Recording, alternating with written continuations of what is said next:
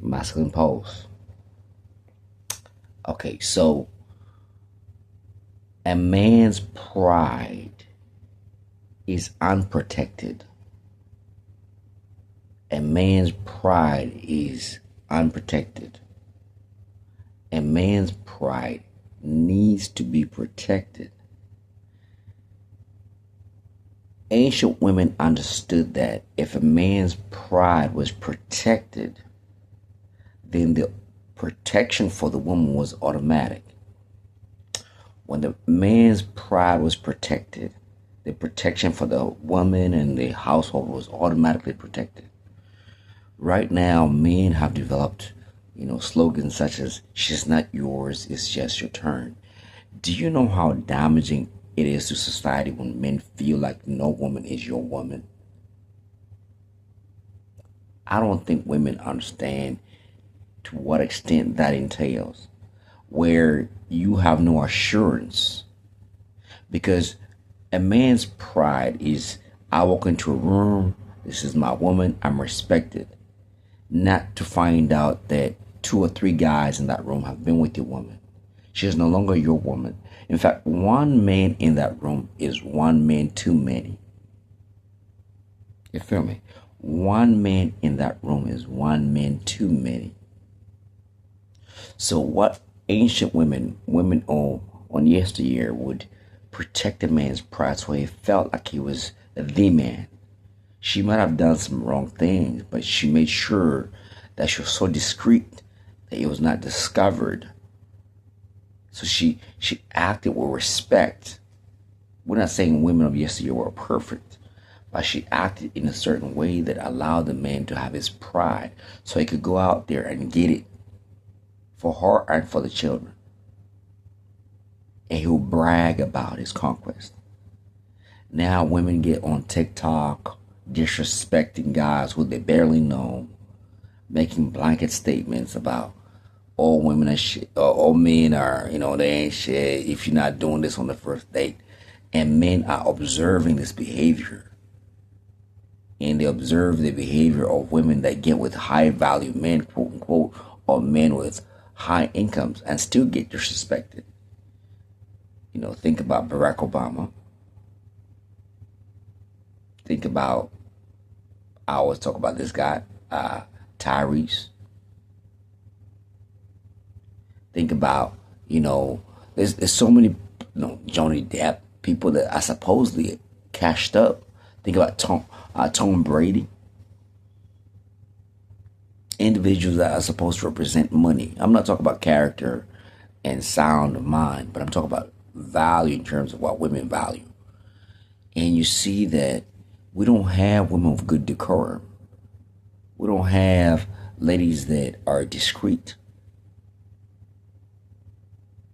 It's like free for all. It's like the wild, wild west. So now men are adapting to the fact that you are paying a high price for a female that will give herself up to a garden boy.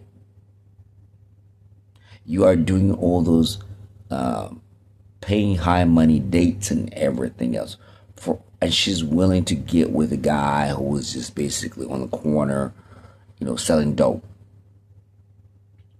And she will call you corny.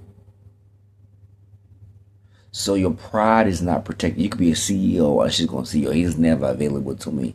And that's how you're viewed.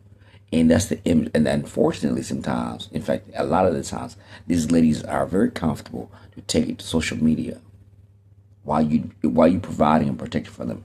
And we've heard that the number one divorce rate emanates in the West. This is Australia, Canada, UK, United States.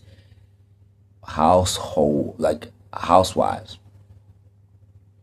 So when a man's pride is not protected, there's nothing there for him to fight for. So now what have women done? They've engaged in high level shaming from Shira 7 and all these other TikTokers that emulate her, trying to make content off the back. Like, content about bashing men still works, especially black men. Why I'm not dating a black man, why I choose to swerve, Why, and so forth and so forth. The venomous toxicity that occurs is very profitable.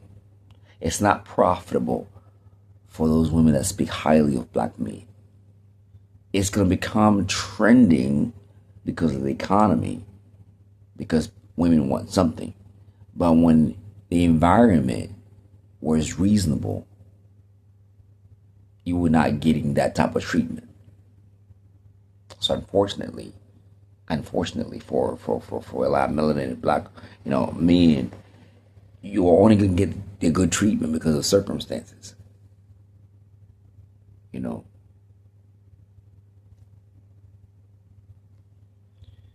So if you only getting the good treatment because of circumstances, are you truly appreciated? Are you truly loved? Are you truly valued? Are you seen in are you being adored? I remember growing up in the '90s, where Maxwell and Brian McKnight, you know, you know Barry White, Tyrese, all these R&B singers singing such gorgeous songs about women. But I feel that we come to a place where the man's pride has been so wounded, because you could have a girl that's being clapped by your boss, or you could be a CEO and your girlfriend's being clapped by the guy who was opening the gate.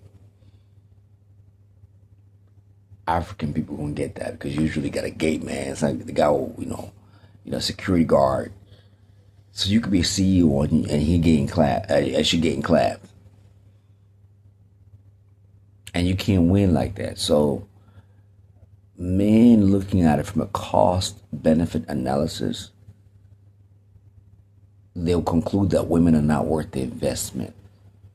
Because if I'm doing the most to get this thing that's being passed around, why can't I just be the one that's accessing her while she's being passed around? Why am I going to do the most to pay the extreme and vacations when she's willing to do it for like a pizza and a drink? So the value of what femininity is really, really, really, especially because it's deceptive, manipulative, unfortunately. I could say too much, but I'm going to leave it at that because unfortunately we don't have a lot of feminine, valuable women who are in leadership positions. The ones that are held up are the trashy ones. And unfortunately, everybody follows that. So now men see all.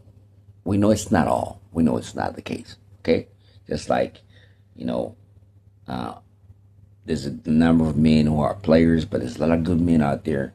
But we know it's not all. But we know men see the patterns are too repetitive, and women are so susceptible to dressing provocatively and acting promiscuously and justifying it and blaming men. And you're like, okay, cool. So she's not mine. It's just my turn. She's not mine. She's for us. So I'm good. I said enough. Peace, love, and blessings.